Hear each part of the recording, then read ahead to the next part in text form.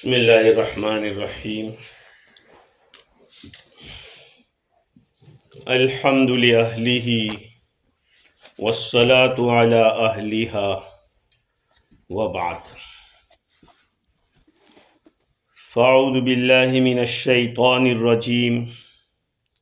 बिस्मिल्लाहिर्रहमानिर्रहीम। निसाउकुम हर्सुल लकुम फ़अतु हर्सकुम अन्ना शिअ्तुम। सदक़ल्लाहुल अज़ीम। वअन जाबिर रज़ियल्लाहु तआला अन्हु क़ाल कुन्ना नाज़िलु वल क़ुरआनु यंज़िलु फ़बलग़ ज़ालिका अन्नबिय्य सल्लल्लाहु अलैहि वसल्लम फ़लम यनहना। व फ़ी रिवायतिन क़ाल जाबिर रज़ियल्लाहु अन्हु कानतिल यहूदु तक़ूल इज़ा अतर्रजुलु इम्रअतहु मिन दुबुरिहा फ़ी क़ुबुलिहा कानल वलदु अहवल फ़नज़लत निसाउकुम हर्सुल लकुम फ़अतु हर्सकुम अन्ना शिअ्तुम। मुत्तफ़क़ुन अलैह। बुज़ुर्गों, प्यारे भाइयों, निकाह के बाद के जो हालात हैं वो चल रहे हैं।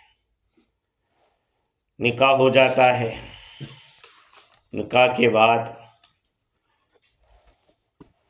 खजूर को लुटाना, ऐसे ये भी साबित है, लेकिन इस तरह न किया जाए कि मस्जिद के अंदर शोर शराबा हो जाए, एक दूसरे पे पड़म पड़ी हो जाए कि इस पर गिरे एक दूसरे पर खजूर लेने के लिए। लेकिन कुछ खिलाना चाहिए, स्पेशली खजूर।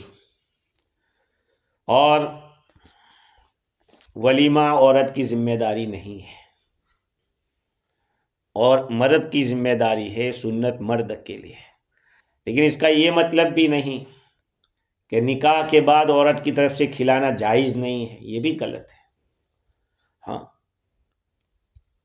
मैं जिस वक्त बम्बई में था तो एक साहब की बेटी का निकाह हुआ, तो एक मौलाना साहब ने अपनी बेटी के निकाह के वक्त एक किताब लिखी थी जिसमें उन्होंने नाजायज़ कहा था कि औरत की तरफ से शादी में खाना खिलाना बिल्कुल जायज़ नहीं है। मैंने बयान में कह दिया कि जायज़ है। और हदीस है, जब हज़रत फ़ातिमा ज़हरा रज़ियल्लाहु ताला अन्हा का निकाह हुआ तो हज़रत बिलाल रज़ियल्लाहु अन्हु से हुज़ूर ने फरमाया कि बिलाल जाओ बकरी ज़बह करो और लोगों को खिलाओ, इसलिए कि नबियों की सुन्नत है कि निकाह के बाद कुछ खिलाया जाए। हज़रत ज़ैनब बिन्ते जहश रज़ियल्लाहु ताला अन्हा का निकाह हुज़ूर अकरम सल्लल्लाहु अलैहि नहीं, हज़रत उम्मे हबीबा रज़ियल्लाहु ताला अन्हा का निकाह, हज़रत ज़ैनब का तो आसमान पे हुआ था, अल्लाह ताला ने कराया। उम्मे हबीबा रज़ियल्लाहु ताला अन्हा का निकाह जब हबशा के बादशाह ने करवाया वहाँ, तो उस वक्त भी उन्होंने बताया कि नबियों की सुन्नत है कि खिलाया जाए।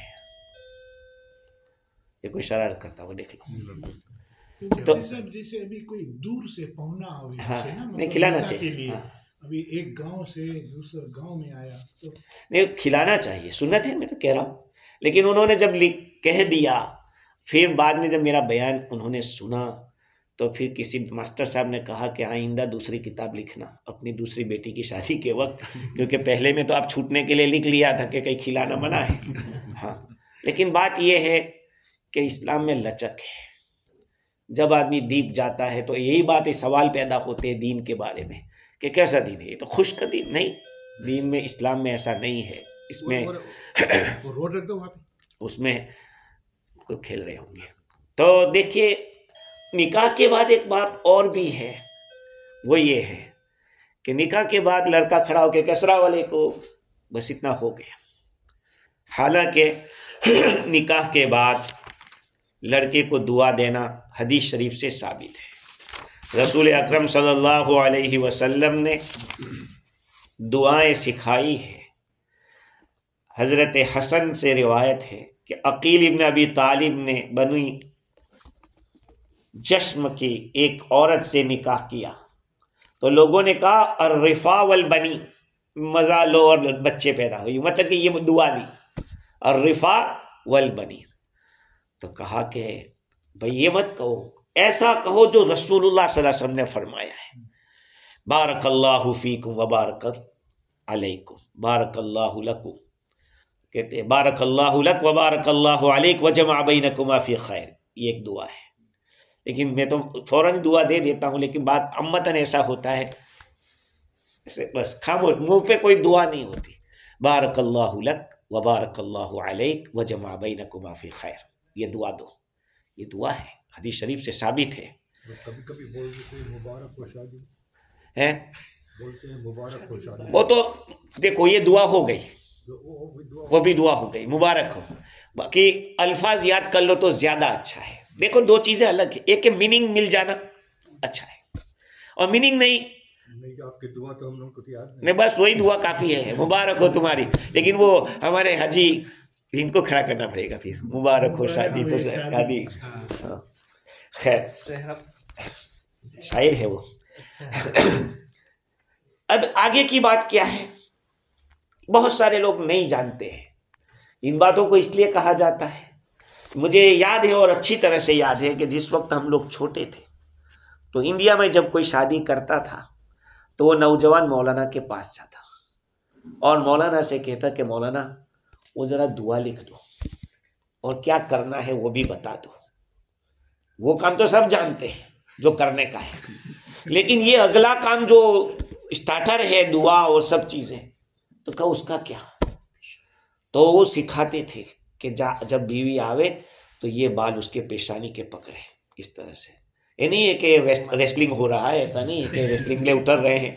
आज तो रेसलिंग में लेडीज मर्दों के साथ फाइट कर रही है, लेकिन वो नहीं है, रेसलिंग नहीं है ये आगे के बाल पकड़ के जो दुआ पढ़ी जाती है।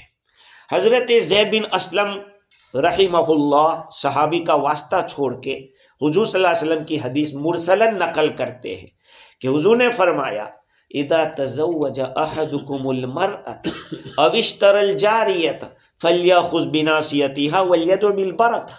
जब तुम में से कोई आदमी निकाह करे किसी औरत के साथ, या कोई बांदी खरीदे, तुम गाड़ी खरीदो है, कोई कार खरीदो, कोई ऐसी चीज, कोई जानवर खरीदो, तो फिर ये दुआ पढ़ो। हुजूर ने क्या दुआ फरमाया कि जब तुम में से कोई किसी औरत से निकाह करे या कोई बांदी को खरीदे तो उसको चाहिए कि उसके पेशानी को पकड़े, ये बाल, वल्यदु बिल बरक, और बरकत की दुआ करे। और ऊंट को खरीदे तो उसका जो कोहान है, कोहान जानते हैं, ऊपर का कंधा कंधा ऊपर उठा हुआ, हम का उसको पकड़े और शैतान मरदूद से अल्लाह की पनाह में आवे। और हजरत अम्र बिन शुऐब अन अबीही अन जद्दिही, ये रिवायत है कि हुजूर सल्लल्लाहु अलैहि वसल्लम ने फरमाया शादी के बारे में और खादिम और ऊँट के खरीदने के बारे में, अल्लाहुम्मा इन्नी असअलुका खैरहा व खैर मा जबलतहा अलैहि व अऊज़ु बिका मिन शर्रिहा व शर्रि मा जबलता अलैहि। ये अल्लाह मैं इस जानवर की खैर मांगता हूँ, इस औरत की खैर मांगता हूँ, इस गाड़ी की खैर मांगता हूँ, और इस गाड़ी को जिस मकसद के ऊपर बनाया है उसकी खैर मांगता हूँ। व अऊज़ु बिका मिन शर्रिहा, और मैं इस जानवर की, इस गाड़ी की बुराई, इस औरत की बुराई से पनाह मांगता हूँ, और जिस बुराई से साथ ये पैदा की गई है उसकी बुराई से मैं पनाह मांगता हूँ। अब ये दुआएं हैं, मौलाना के पास गाड़ी लेकर जाने की जरूरत नहीं है, दुआ आदमी सीख ले, कोई भी गाड़ी खरीद ले, चलो शुरू कर दो। या फिर मौलाना को भी बुलाओ, तो फिर कोई जरूरी नहीं है कि कोई लंबी चौड़ी, यही पहली दुआ मैं तो यही करता हूँ। फिजी में भी बस का भी ओपनिंग होता रहा, बुला देते, मैं ये दुआ करता रहा, भाई हदीस में है, इससे बढ़िया दुआ कहाँ मिलेगी हम लोगों को, है। अच्छा खैर, फिर नमाज भी है, रिवायत से, चाहे ज़ईफ रिवायत ही क्यों ना हो, लेकिन इतना बड़ा काम आदमी कर रहा है कि पूरी जिंदगी का यहाँ से एक स्टार्टर हो रहा है, स्टार्टिंग हो रहा है। तो आदमी को चाहिए कि जो चाहे ज़ईफ रिवायत ही से क्यों साबित ना हो, ज़ईफ रिवायत, फिर भी अमल करना चाहिए। वो रिवायत क्या है, हज़रत अब्दुल्लाह इब्न मसूद रज़ियल्लाहु अन्हु फरमाते रसूलुल्लाह सल्लल्लाहु अलैहि वसल्लम ने इरशाद फरमाया, इदा दखलतिल मरअतु अला ज़ौजिहा यक़ूमुर रजुल फतक़ूमु मिन खल्फ़िही। जब औरत अपने शोहर के पास दाखिल हो, समझ रहे हैं बात को, ये वो जिस कमरे में औरत को रखा जाता है शबे सुफाफ के अंदर पहली रात में, तो वहाँ औरत पहली होती है, शोहर जाता है। अक्सर तो ये कि उसको पहले उस कमरे में डाल दिया जाता है, कभी ये तुम्हारा कमरा है, और मर्द जाता है। कहा कि आदमी खड़ा हो और औरत मर्द के पीछे खड़ी रहे, फयुसल्लियान रकाते, फिर वो दोनों 2 रकात नमाज पढ़े हैं, वो मेरा ससुराल की तरफ है, वास्ते इस बीवी के। ये दुआ नमाज जो हम पढ़ते हैं इसी तरह से शुक्राने की नमाज है, 2 रकात अल्लाह के वास्ते, मुँह मेरा काबा शरीफ की तरफ। लेकिन अब जो मुँह रहेगा वो ससुराली की तरफ हमेशा रहेगा, क्योंकि इस 2 रकात के बाद तो मुँह मेरा काबा शरीफ की तरफ। अल्लाह अकबर कहकर आदमी 2 रकात पढ़े, औरत भी 2 रकात पढ़े, फिर ये दुआ करे, अल्लाह बारिक ली फी अहली व बारिक ली अहली फी, ये अल्लाह तू मेरे लिए मेरे घर वालों में बरकत दे और मुझ में मेरे घर वालों को बरकत दे। अल्लाह मरजुकनी मिन्नी वर्जुकनी मिनहुम, अल्लाह मुझे उनसे मुझे रिस्क अता फरमा, उनको मुझसे और मुझको उनसे। अल्लाहुम्मा जमा बैनना मा जमाअत फी खैर व फर्रिक बैनना इदा फर्रकत इला खैर, अल्लाह जब भी तो हमें जमा रखे तो खैर के साथ जमा रखे, और खुदा ना करे अगर जुदाई हो तब भी भलाई के साथ जुदाई हो।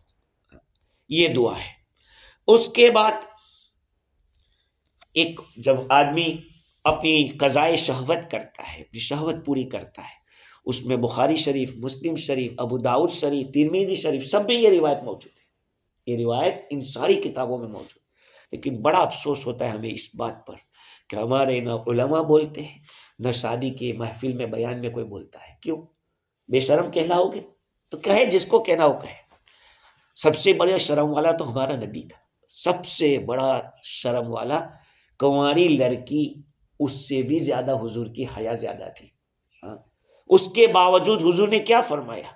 हज़रत अब्दुल्लाह इब्न मसूद अब्बास रज़ियल्लाहु अन्हु की मरफू रिवायत है कि हुजूर ने फरमाया, लौ अन्न अहदकुम क़ाल इज़ा अरादा अन यअतिया अहलहु बिस्मिल्लाह, जब तुम में से कोई आदमी अपनी बीवी के पास आना चाहे तो ये दुआ पढ़े, बिस्मिल्लाह, अल्लाह के नाम से शुरू करता हूँ, अल्लाहुम्मा जन्निबना शैतान व जन्निबिश शैतान मा रज़क़तना, अल्लाह हम दोनों को शैतान, हमसे शैतान को दूर रख, हमको शैतान से और शैतान को हमसे दूर रख, और हमें जो औलाद अता फरमाए उसको भी शैतान से और उनसे शैतान को दूर रख। सुम्मा क़ुद्दिर फ़ी ज़ालिका वलद, हुजूर फरमाते अगर ये दुआ पढ़ ले उसके बाद जो बच्चा पैदा अल्लाह ने अगर मुक़द्दर किया, लम यदुर्रहु शैतान अबदा, शैतान उसको कभी नुकसान नहीं पहुंचाएगा। आज के लोगों का सबसे बड़ा जो प्रॉब्लम है उसका हल इसमें है। अरे बच्चे लड़कन मानते नहीं है यार, लड़कन मानते नहीं, बड़े हो गए, शादी हो गई, अब इसलिए वो अपनी चलाते, अपने वाली चलाते। क्यों चलाते हैं? एक मैं यहीं पे नीचे एहतिकाफ में बैठा हुआ था, एक ज़माने की बात है, 20 साल पहले की बात है। उस वक्त एहतिकाफ में हमारे बहुत से दोस्त आते रहते थे, अभी दिखते नहीं है लेकिन आते थे उस वक्त। तो मैंने कहा यार देखो, अल्लाह के नबी सल्लल्लाहु अलैहि वसल्लम ने हर चीज़ का तरीका भी बताया, हर चीज़ की दुआ भी बताई। मैंने कहा बीवी के पास जाने के लिए, अरे मुफ्ती कैसी बात करता है, उस वक्त तो शैतान दिमाग पे सवार होता है। मैंने कहा उसको उतारने की दुआ है, उसको उतारने की दुआ है, अल्लाह जन्निबना शैतान, अल्लाह हमको शैतान से दूर रखना और शैतान से हमको दूर रखना। मैंने कहा इसीलिए बगैर बिस्मिल्लाह की जो औलाद होती है ना, वो जल्दी मानती नहीं है बगैर बिस्मिल्लाह की। अब ये नहीं कि जिस किसी की यहाँ औलाद ना मानती उसको कहे कि बगैर बिस्मिल्लाह के तुम कहते शुरू कर दो कि भाई, ऐसा नहीं है। कभी कभी असरात दूसरे भी होते हैं, हर चीज़ का एक असर नहीं होता, दूसरी चीज़ों का भी असर होता है। खैर, लेकिन ये चीज़ ऐसी है कि हमें याद है कि बचपन में लोग पूछने जाते थे मौलाना को और मुफ्ती साहब को कि हमें लिख दीजिए दुआ के किस तरह से क्या करना है। लेकिन यहाँ आज कोई पूछता है, इसको शर्म महसूस कर रहा है। एक ज़माने में लोग क्या करते थे कि जो मियाँ बीवी जमा हुए पहली रात में, वो सुनते थे क्या बातें कर रहे हैं, बात तो ट्राई करते थे देखने। हराम है ये सब चीज़ें। बल्कि मर्द, बाज ऐसे बेहया मर्द होते थे, दूसरे दिन कहते मैंने ऐसा किया, वैसा किया, तैसा किया, ऐसी सब बातें। हुजूर अकरम सल्लल्लाहु अलैहि वसल्लम ने इस बात के ऊपर सख्त वईद बयान फरमाई है। क्या वईद फरमाई? आप सल्लल्लाहु अलैहि वसल्लम की रिवायत हज़रत अबू सईद खुदरी रज़ियल्लाहु अन्हु फरमाते हैं, क़ाल रसूलुल्लाह सल्लल्लाहु अलैहि वसल्लम, इन्ना आज़मल अमाना इंदल्लाहि यौमल क़ियामह। वफ़ी रिवायत, एक दूसरी रिवायत में है, इन्ना मिन अशर्रिन नास इंदल्लाहि मंज़िलतन यौमल क़ियामह और रजुल युफ़ज़ी इला इम्रअतिही व तुफ़ज़ी इलैहि सुम्मा यंशुरु सिर्रहा। मुस्लिम शरीफ की हदीस है। आका सल्लल्लाहु अलैहि वसल्लम ने फरमाया कि सबसे बड़ी अमानत अल्लाह ताला के नज़दीक क़यामत के दिन एक रिवायत के अल्फाज ये, दूसरी रिवायत के अल्फाज ये है कि लोगों में सबसे ज्यादा नालायक अल्लाह ताला के नजदीक कयामत के दिन वो होगा जो अपनी बीवी के पास पहुंचा, बीवी उसके पास पहुंची, यानी दोनों एक दूसरे से फायदा उठाया, फिर ये इसके राज को दूसरे दिन ये करता है, फैलाता है, कह रहे यार वो तो ये कह रही थी और वो कह रहे मैं माना ही नहीं, यही नहीं वो नहीं। अब सब बातें लोगों को कह रहा है, जैसे अपनी पहलवानी दिखा रहा है। ये अल्लाह का एक राज है। देखो वो एक बात याद रखो, जो पहले हो गया वो तो हो गया, लेकिन अल्लाह से तौबा कर लेने की हमने गलती हमारे से हुई या हमने जो कुछ, अल्लाह से अपना मामला दुरुस्त करो। आज हम लोगों को अल्लाह से करीब होने की बहुत ज़रूरत है। ऐसे अल्लाह ताला से अपने एग्रीमेंट, अपना डील करते रहो। जब भी सुनो, किसी को कहने की ज़रूरत नहीं अपने गुनाह को। अल्लाह ताला इसको पसंद नहीं करता कि आपने कोई गुनाह पहले किया हो और उसको बाहर बाद में चल के उसको ओपन करो। अल्लाह ताला इसको पसंद नहीं करता। अल्लाह ताला चाहता है कि बुराइयों को छुपा के रखो। अब देखो कितना मुस्लिम शरीफ की हदीस कि आदमी अपने और अपनी बीवी के अंदर के राज को, बेडरूम की बात को बाहर जाके ओपन करे। अच्छा खैर, अब आगे के हालात और सुनने के हैं कि आदमी अपनी बीवी से किस तरह फायदा उठाए और किस तरह न उठाए। कुरान मजीद भी अजीब अल्लाह की किताब है, वो खुल के इशारा करके चला जाता है। निसाउकुम हर्सुल लकुम फअतु हर्सकुम अन्ना शिअ्तुम। तुम्हारी बीवियां तुम्हारी खेती है, तुम अपने खेत में जिस तरह से आओ चाहो आओ, जिस तरह से, अन्ना शिअ्तुम जिस तरह से, खड़े खड़े, बैठे बैठे, लेटे लेटे आदमी अपनी ख्वाहिश पूरी कर सकता है। लेकिन आना एक ही जगह पे, एक ही जगह आना है। समझ रहे बात को? औरत से जो एक वहशियाना काम किया जाए कि पीछे के रास्ते से अगर कोई आदमी शहवत पूरी करता है तो बहुत ही उसकी वईद आई है। हालत हैज में, औरत मंथली में है और ख्वाहिश भी कर रहा है, वो भी हराम है।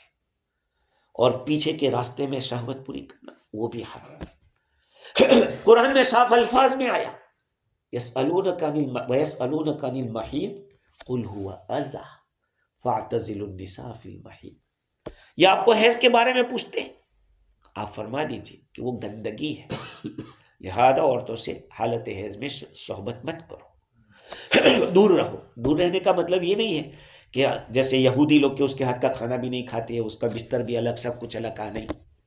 और क्रिश्चियन की तरह भी नहीं कि सब कुछ करते हो जाओ। इस्लाम ने कहा रहो उसके साथ, उसके हाथ का खाना खाओ, उसके साथ। हुजूर अकरम सल्लल्लाहु अलैहि वसल्लम माइशा जिस वक्त हालत हैज में होती थी और हड्डी को जहाँ से खाती, नोचती थी, गोश्त लेती थी, हुजूर सल्लल्लाहु अलैहि वसल्लम उसी जगह से लेते थे।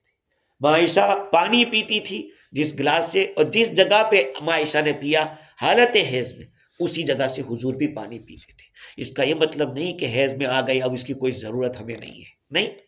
बहुत से लोग ये कि भाई गरज होती है, वहीं तक उसको अपना फ़ायदे के लिए चीज़ समझते हैं कि बस गरज है वहाँ तक। खैर, तो हालत हैज में हराम और पीछे के रास्ते में जाना एक चीज़ अलग है, पीछे से आगे आना एक अलग है, वो एक तरीका है, बाद में उसके ऊपर भी बात आती है।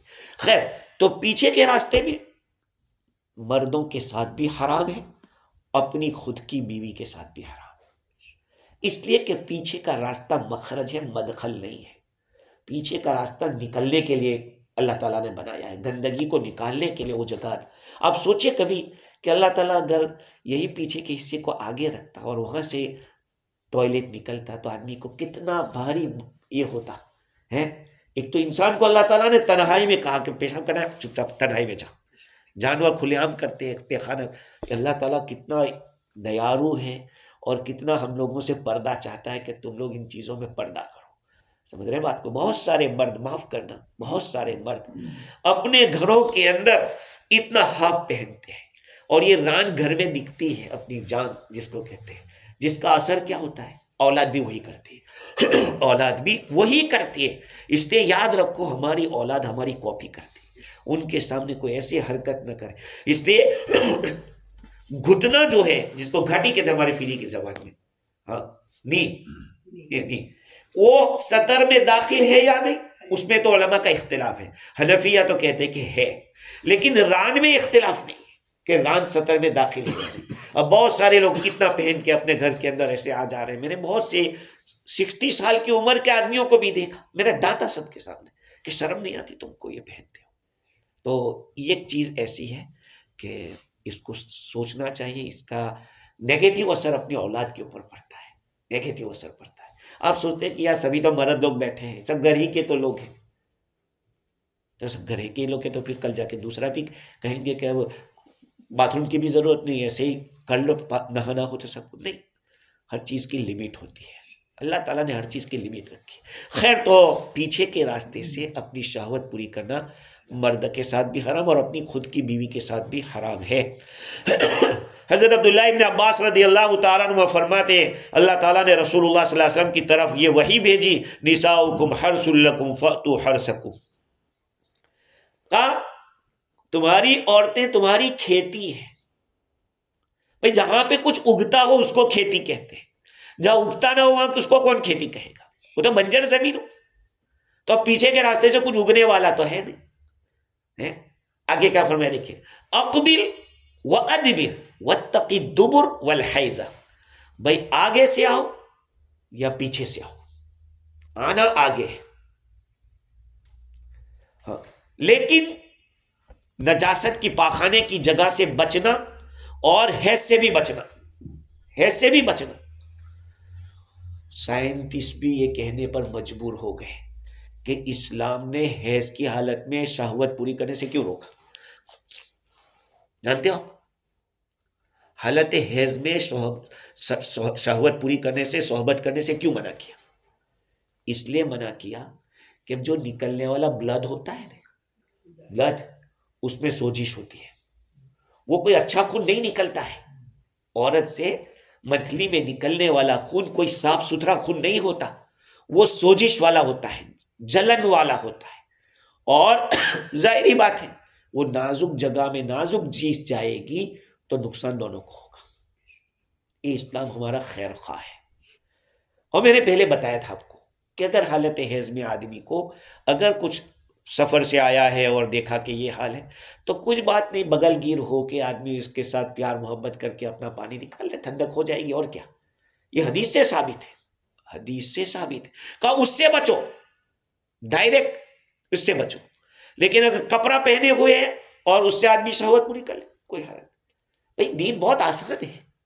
हाँ, मेरी बात आप लोगों को समझ में, कभी आपको ऐसा लगेगा यार मुफ्ती भी कैसी बात करता, हालांकि मुझे तो शर्म आती है कभी, क्योंकि मुझसे उम्र वाले भी बैठे हैं और ये हमारे शागिर्द भी बैठे हैं, हमारे दामाद भी बैठे हैं, लेकिन क्यों, ये चीज सीखनी पड़ेगी, जाननी पड़ेगी। नहीं जानोगे तो गुनहगार रहोगे।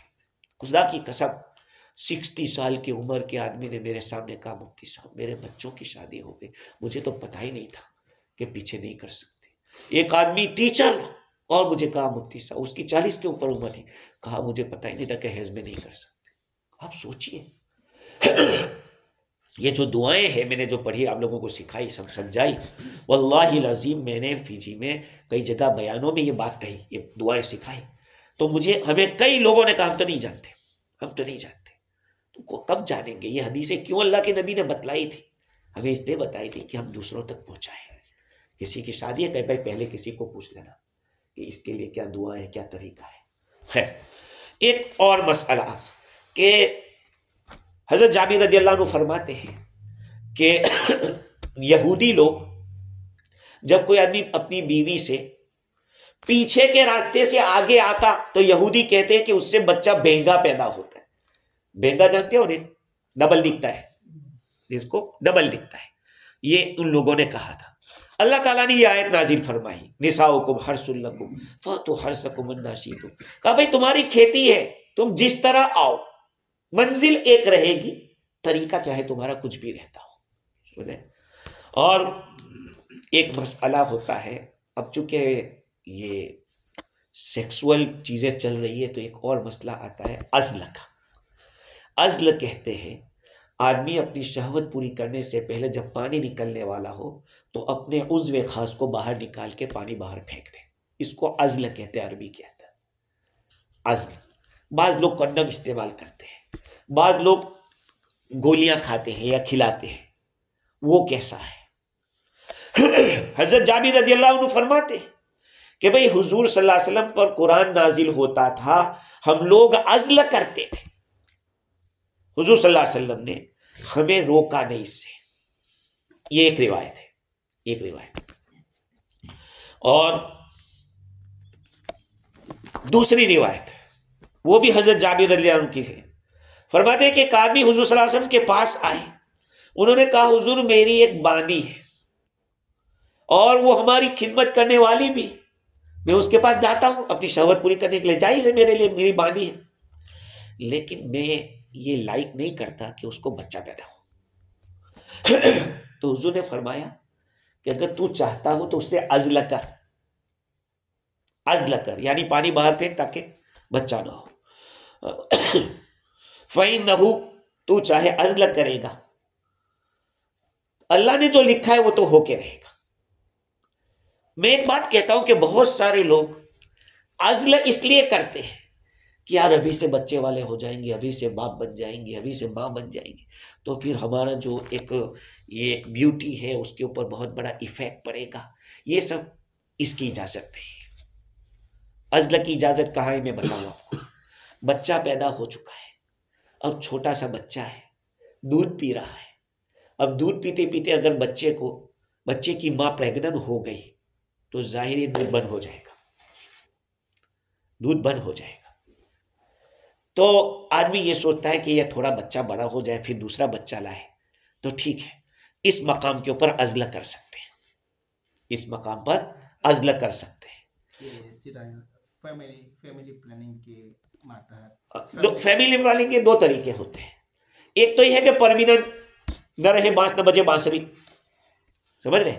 बाद लोग ऐसा करते हैं कि औरत का उसी जो थैली होती है उसी को निकाल के फेंक देते, एक तरीका ये। दूसरा तरीका ये है कि कोऑपरेटिव पहनते हैं, कोऑपरेटिव कहते हैं। मैं जब उस वक्त उसको कोऑपरेटिव कहते हैं, मैं 17 साल पहले जब था यहाँ तो उसको कहते हैं 2 साल की पहन लेते थे, पहन लेती है औरत, 5 साल की पहन लेती है, वहां तक वो बच्चा पैदा नहीं होता है, ठीक है, उसकी भी गुंजाइश है, जबकि इस तरह की तकलीफ हो। या कभी ऐसा है कि औरत की हेल्थ के बच्चे इतने हो गए कि अब अगर बच्चे के अंदर उसको प्रेशर की तकलीफ हो गई है तो फिर शरीयत ने इजाज़त दी है कि भाई आने वाले के लिए जो दूध पी रहा है उसको मत मार डालो, आवटा रखे धावटा नहीं मारना, गुजराती में यूं कहते हैं। वो तो 2 साल की लिमिट है, लेकिन कभी ये होता है कि औरत को खुद की तकलीफ होती है कि अगर बच्चा पेट में आ जाएगा तो उसको प्रेशर बहुत ज़्यादा हाई रहता है, तो अब उसको लाइफ टाइम के लिए डॉक्टर कहता है कि भाई इससे अवॉइड करो, उसका बच्चा ना हो इसकी कोशिश करो, समझ रहे? तो ऐसे मौके के ऊपर अज़्ल कर सकते हैं। हाँ, एक और मसला आता है कि बच्चा माँ के पेट में आ गया, पेट में आ गया, अब आ जाने के बाद उसको क्या किया जाए? निकाल दिया जाए कि वो छोटे बच्चे का क्या होगा? नहीं, 4 महीने से पहले कराना ये मकरूह तंज़ीह है, मकरूह है, और 4 महीने के बाद हराम है। 4 महीने के बाद इसलिए कि बच्चे में रूह पड़ गई है, ये वादे खफी है। वइदल मौऊदतु सुइलत बिअय्यि ज़म्बिन क़ुतिलत, क़यामत में जिंदा दरगोर की हुई लड़की से पूछा जाएगा तुझे क्यों कत्ल किया गया था। तो क्या ये भी इसी तरह का एक मामला है कि बच्चा माँ के पेट में आ गया है, डॉक्टर कह रहा है कि यार हेल्थी नहीं है, ये नहीं है, वो नहीं है, तो हम बाबा कहते हैं कि देखो कोई मुसलमान डॉक्टर को दिखाओ, इसलिए कि आजकल की जो ये थ्योरी और मेंटालिटी है वो ये है कि ज़्यादा बच्चे ना हो, इसलिए गोलियां ऐसी दी जाती है बच्चे जब औरत प्रेग्नेंट होती है ताकि बच्चा पेट के अंदर इतना फले फूले कि निकलते वक्त तकलीफ हो जाए, ताकि सीजर पे चले जाए, समझ रहे बात को? हाँ, बड़ा जब हो जाए तो वहाँ मुश्किल होगा तो फिर ऑपरेशन से लेंगे, ऑपरेशन का 3 तक, बस बात खलास, समझ रहे? तो 10-10 और 12-12 बच्चे पैदा हुए, उन लोगों को तो तकलीफ नहीं हुई, वो सिंपल वे से चलते थे, समझ रहे बात को? तो तो नॉर्मल डिलीवरी से होता था। तो गोलियां जब खाने के बाद जब बच्चा बहुत ज्यादा तरोताजा हो जाता है तो फिर उसको सीजर करना पड़ता है। तो 4 महीने के बाद तो हराम है, हराम। और अगर ऐसा है कि 4 महीने के बाद भी ये तकलीफ है कि औरत की जान का खतरा है, औरत की जान का खतरा है, तब तो फिर जाहिरी बात है कि जो जिंदा है उसी को बचा लो है। इसलिए कि बाहर आने वाला जो है कोई गारंटी नहीं है कि कैसा रहेगा। समझे बात को?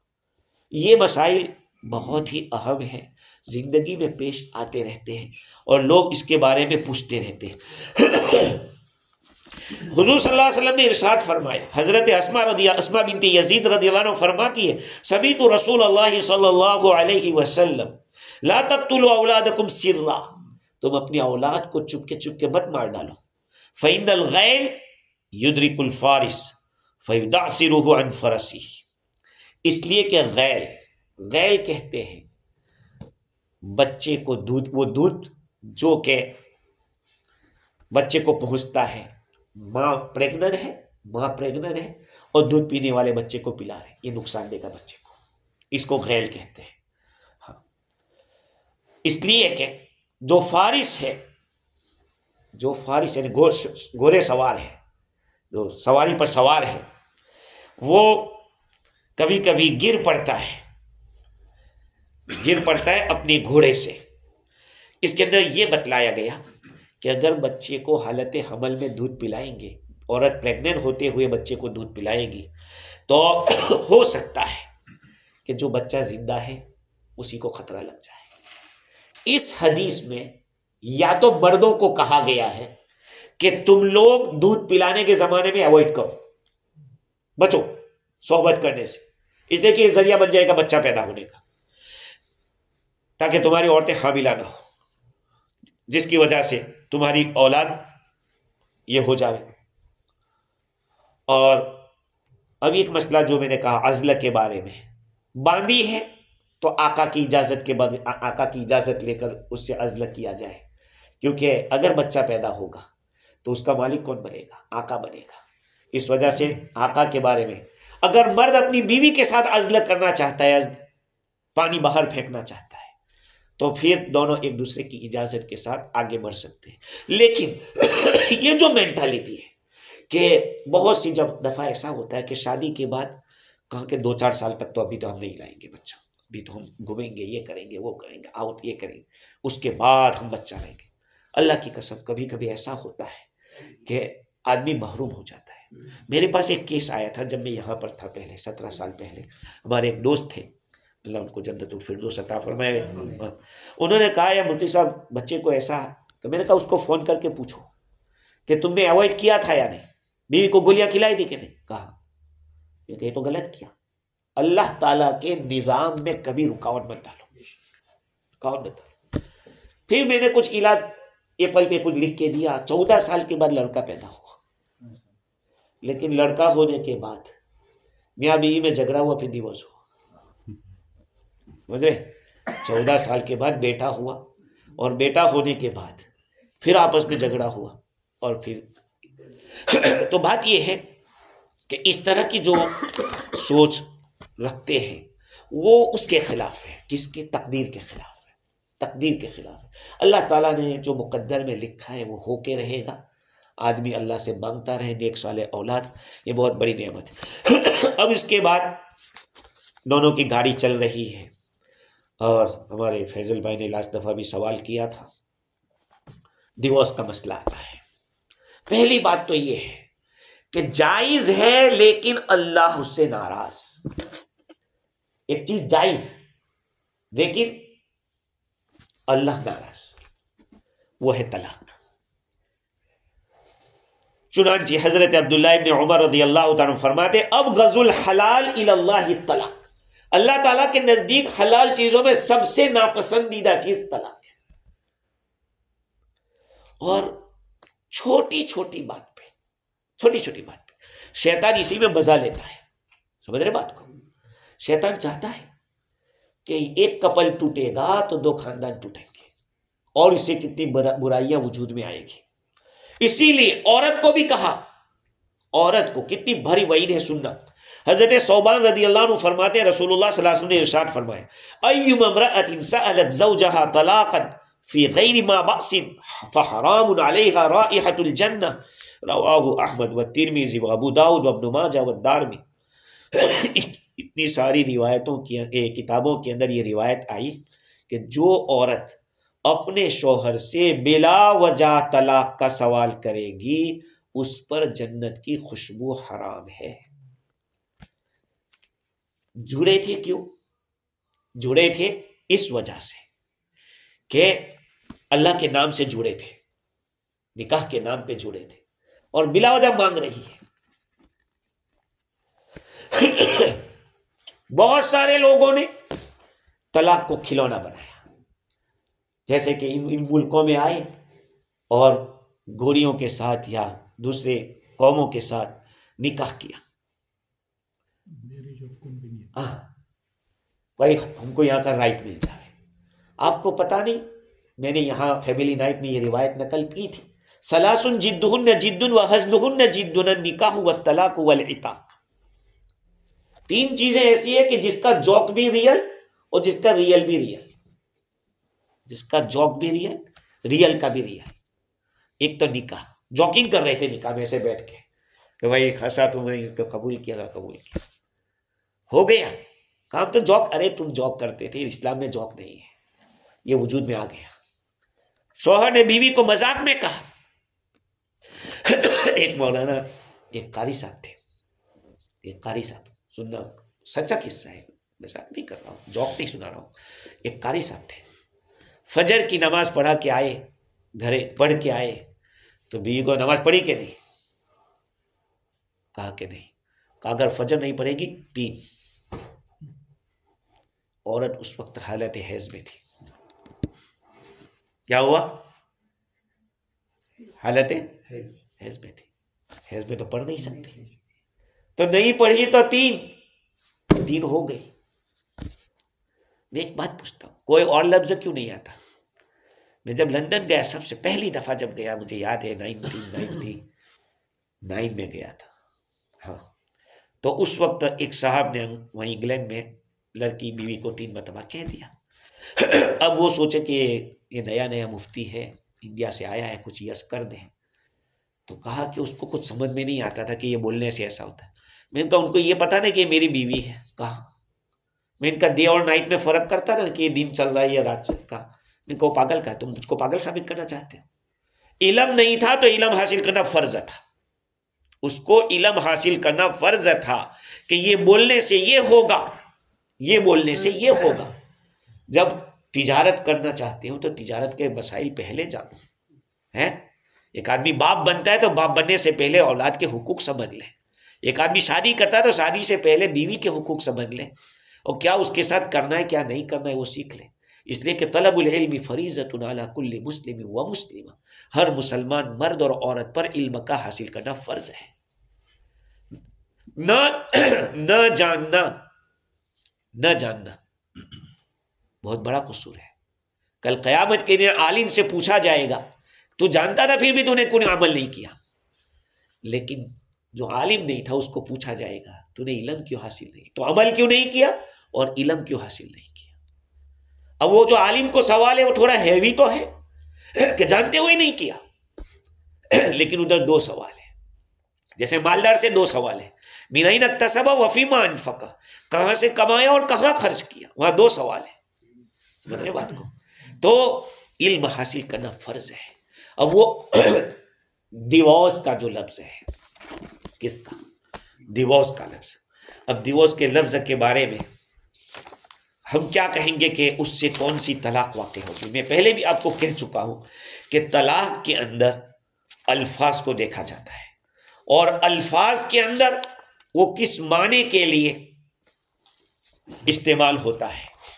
यहाँ पे मुफ्ती साहब को सवाल किया गया कि मियाँ बीवी में किसी बात पर झगड़ा हो गया, बीवी ने अपने वालिद को फ़ोन किया, आप आकर मुझे यहाँ से ले जाएं। वालिद आकर अपनी बेटी और नवासे को ले गया। बच्चे की उम्र 3 साल है। बीवी के जाने के बाद शोहर ने बीवी पर एक ख़त लिखा जिसमें उसने 3 मरतबा डाइवोर्स लिखा, लफ्ज़ तलाक नहीं लिखा। बाद में खबर आम होने लगी कि फलां शख्स ने अपनी बीवी को तलाक दे दी। जब मर्द ने सुना तो उसने एक खत बीवी को और एक खत खुसर को लिखा, जिसमें उसने लिखा कि मैं हल्फिया कहता हूँ कि मैंने तलाक देने का बिल्कुल इरादा नहीं किया, सिर्फ डराने और धमकाने के लिए वो खत लिखा था। बस शरीयत का फैसला क्या है?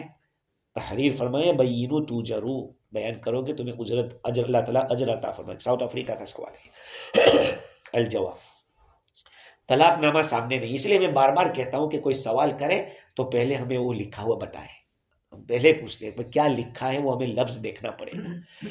एक बात याद रखना, कसम जो होती है ना, कसम जब तक जबान पे नहीं आएगी कसम नहीं रहेगी।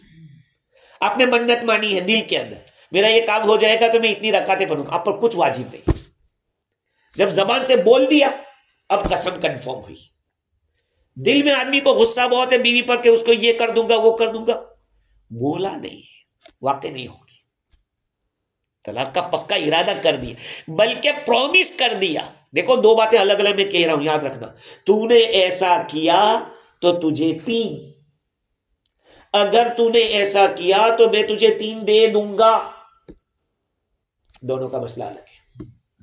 दे दूंगा मैं नहीं देता, मेरी मर्जी की बात है, वो कोई ऐसा प्रॉमिस पूरा करना जरूरी भी नहीं है। समझ रहे बात को? और वहां क्या कहा? अगर तूने ऐसा किया तो तुझे 3, वो हो जाएगी। अब ये डाइवोर्स का जो लफ्ज है, डिवोर्स का लफ्ज, उसके अंदर याद रखें, अगर ये लफ्ज सिर्फ और सिर्फ तलाक के माने में लिया जाता है, सिर्फ तलाक ही के माने में लिया जाता है, तो उससे तलाक़े रजई होगी। एक अगर दी है रुजू कर सकता है, 2 दी है रुजू कर सकता है, 3 दी है गई भैंस पानी में। समझ रहे? इसलिए कि लफ्ज डिवोर्स जब भी बोलेगा कोई आदमी तो फौरन तलाक उसके जहन में आएगी। और कोई लफ्ज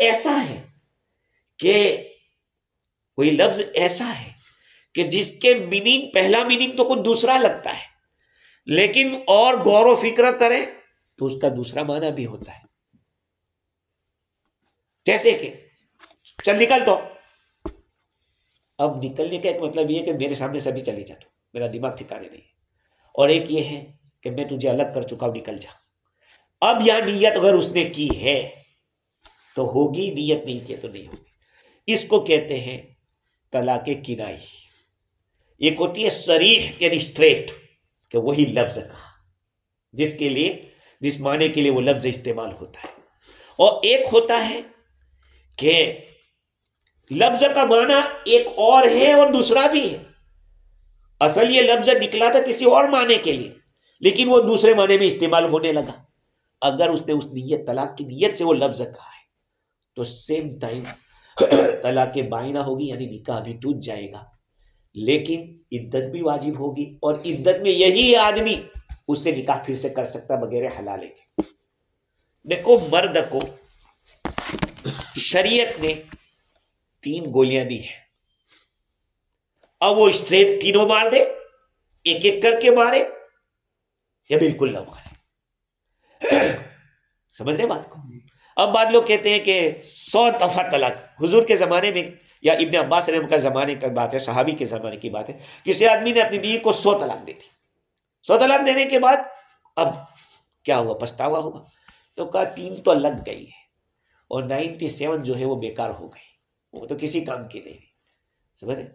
अब मसला ये बहुत तफसीली मसला, इसके ऊपर मुस्तकिल आइंदा हमारा जो प्रोग्राम इसी पर होगा। कुछ सवालात हो तो पूछें। अगर जो एक मियाँ बीवी तलाक दे दे, वो घर में संगे रह सके, और कोई बताए जैसे बच्चे के लिए हम अगर कॉम्प्रोमाइज करते और हैं। इद्दत गुजारनी है, औरत को इद्दत गुजारनी है तो उसी घर में इद्दत गुजारना है।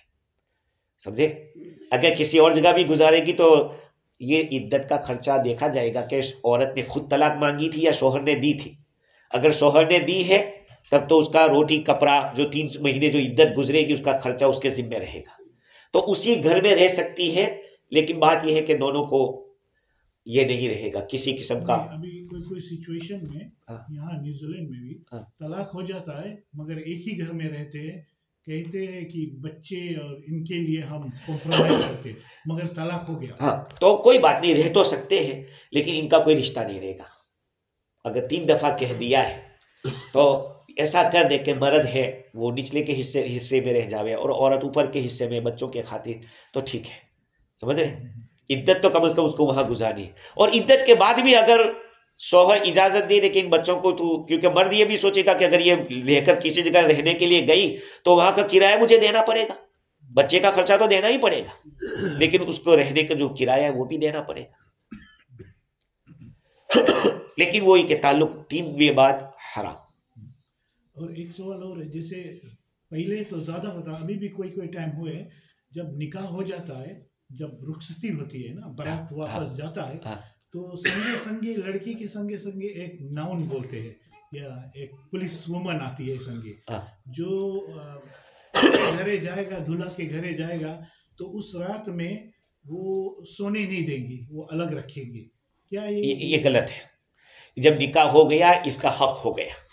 हाँ, अगर कोई ऐसा मामला होता कि भाई कोई एक्सपीरियंस कोई औरत जावे कि भाई कुछ ज़रूरत पेश आ जावे और ऐसी बात है, तब तो कोई बात नहीं। बाकी ये जो रोकने की बात है ये एक रस्म है, जैसे जूते छुपाने की एक रस्म होती है, जूते छुपाने की रस्म होती है, कल्चा है, कल्चा। हाँ, इसकी इजाज़त शरीयत इसकी इजाज़त नहीं देती। तो पहले जमाना में तो नाउन जाती संगे। हाँ संगे, वही तो बता। अब तो क्लास तो नहीं, अभी भी कोई कोई जगह वो रोकना मतलब ये है कि उसका तो हक हो चुका है निकाह से ही। अब यहाँ क्या होता है, भाई जूता छुपा दिया, कभी इतना पैसे दो तो छुटा देंगे। इसी तरह से यहाँ भी ऐसा होता होगा कि भाई तुमको मिलने देंगे जब इतना दोगे। तो ये सब चीज़ें शरीय एतबार से इसकी कोई गुंजाइश नहीं है। जब उसका हक हो गया है तो उसको शौक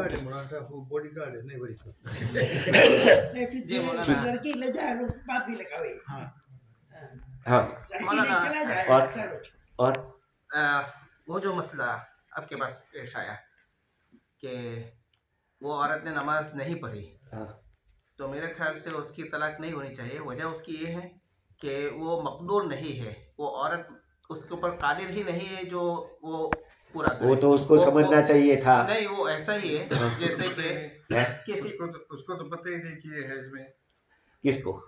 हाँ, मर्द को खबर नहीं है, लेकिन फिर ये है कि भाई तूने अगर नमाज नहीं पढ़ी तो 3 तलाक। अब ये शर्त पाई गई नहीं पढ़ी, तलाक, बस बात खलास हो गई। अब ये मकदूर में हो या ना हो, कंडीशन हो गई, ऐसा करेगी तो ऐसा होगा। जैसे यूं कहा कि अगर फलाने के घर में तू दाखिल होगी तो 3 तलाक, दाखिल हो गई हो जाएगी।